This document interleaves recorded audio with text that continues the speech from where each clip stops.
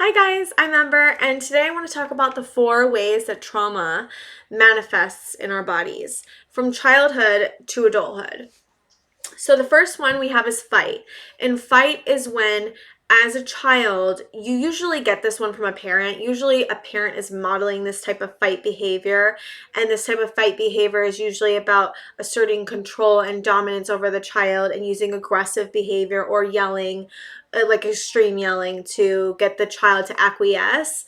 And the child learns that and then is exhibiting it as a way in school, like fighting to try to keep themselves safe.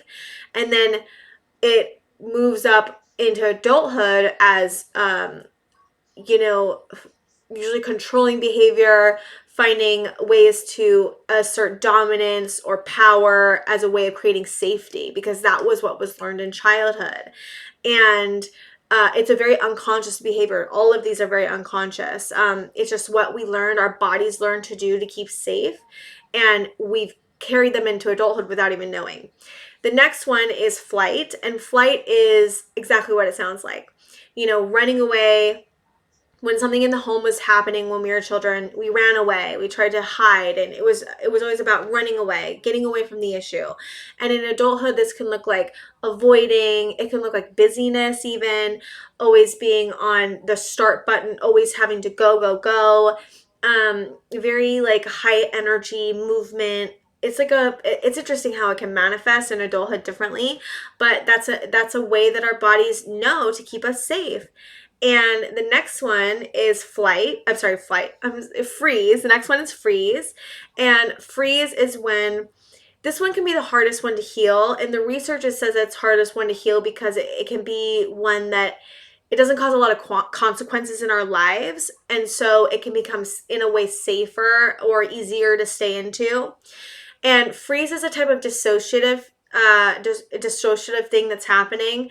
Our bodies literally shut down and stop working, and there's a numbness, and you can even be out of your body. You're not even feeling anything. It's like when animals are approached by predators and they're going to get eaten, and their bodies shut down physiologically to keep them safe, and they play dead.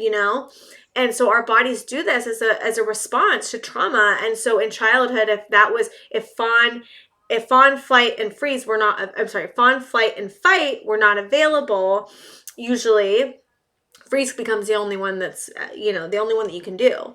And so it can become very tough in adulthood to get out of that, because it kind of looks like antisocial behavior, but it does overtake you and cause a numbness and a disassociation. The next one's fawning, and fawning is when in childhood you learned, usually you have a parent that is like very controlling or narcissistic or always wanting you to put your needs behind their needs. So as a child, you learn my way of being safe is by doing whatever my parent wants, and I do this to stay alive. So I put my needs and my feelings away. That's how I create safety. And this is very harmful in adulthood because it leads to always giving people what they want, because you're afraid of being hurt. You're afraid of the alternative, right? Because that's how you survive for so long. And so this can cause trouble because we don't have boundaries. We don't have a sense of self sometimes. It can cause a harmful harm to our self-esteem. It really can affect us in really difficult ways. And all of these usually are like prevalent, or you can go through all of these, is what I'm trying to say. You can move through freeze and flight. Sometimes there's fawn and flight, sometimes there's flight and freeze. They're very interchangeable because this is our body's way of learning how to adapt to stress. But when you've had trauma in a childhood and you've had so many times that this has happened, it becomes your normal way of like your normal mode of moving. It's almost like your body is like, I know what I have to do all the time to be safe. I have to always be on guard. I have to always know what's going to happen next. I have to always know what to fight, what to flight, what to freeze, what to fawn, And it becomes like there's almost this danger, this preconceived threat that's going to happen. And then our bodies, because that's happening, become really dysregulated. And usually you don't even know this is happening to you. Like, you've gone so much being on a trauma response in four or all of these ways, that when you become an adult, you don't even realize that that's not normal. It feels so comfortable for you, and you're not even getting any rest, relaxation, and the research shows that stress causes so many illnesses, it causes so many diseases, and trauma, in my opinion, it causes so many issues. I don't think we really have hit the head on like how much trauma can cause issues and how much trauma is really prevalent, and childhoods can be very traumatic. And the thing is that trauma is very subjective. So even little t trauma can be big to some people, and it can be big. It doesn't even matter. It's because everyone's response to trauma is subjective. Everyone's bodies are different.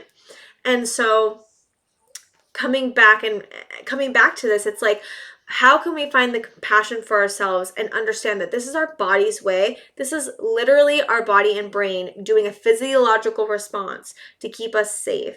And how do we heal it? And how do we find rest? And how do we find peace? And how do we find, meditation? And, I'm going to make a video about how to, heal and work through some of these hypervigilant, type responses. And I have dealt personally with all of them.